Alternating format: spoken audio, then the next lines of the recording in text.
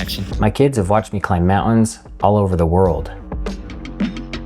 Peaks most people only see in photographs, but they have never climbed with me. When they wanted to go to Japan, I made one requisite. One mountain, one chance to share a lesson no words can teach. Of corn? Mount Fuji is unique.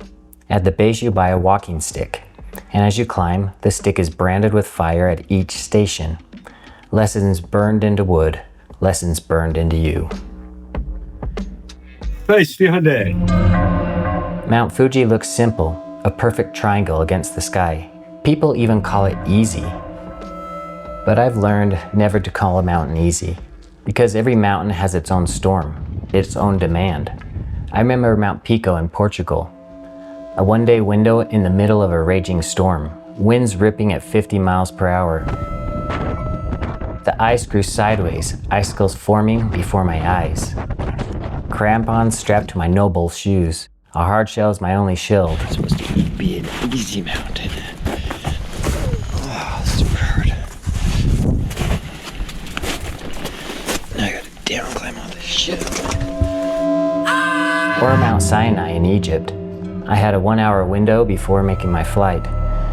The final push, 750 uneven stairs, and out of nowhere, a white dog appeared, the white wolf, a silent companion who climbed every step with me and disappeared at the summit. Or Sejama in Bolivia.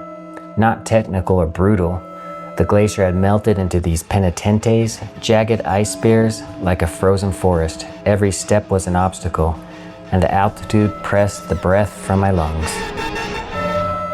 No, I never use the word easy for a mountain. Not Fuji, not any of them. Because every climb is the same triangle. At the base there is dukkha, the ache in your legs, the frustration you want to avoid. Oh, it's really hard. The sting of the wind. On the other side, sukha, the laughter, the warmth at the tea house, the relief of setting down your pack. And somewhere in between, if you keep moving, something greater emerges. Say action.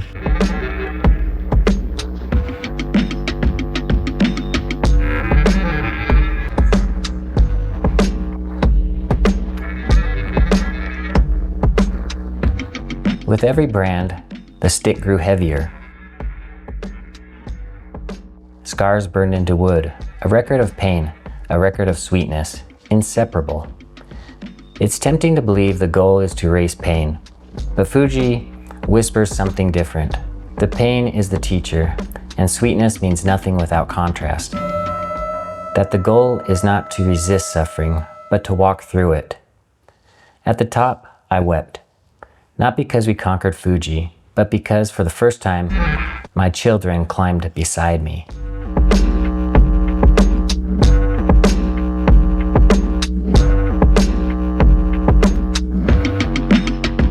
Bliss doesn't mean the absence of pain. It's the trembling mix of both. The ecstasy of exhaustion and pride, of tears that fall, whether from sorrow or joy.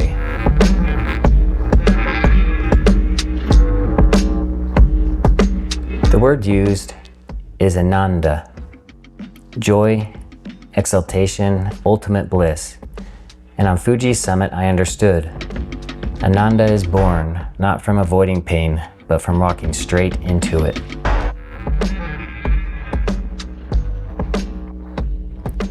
The walking stick is heavy now, scarred with fire, but it's more than wood. It's a story of pain and sweetness, of letting go of resistance, of discovering that suffering is optional. Because pain, when faced fully, gives birth to compassion. It softens us, it connects us, it turns a mountain into a mirror.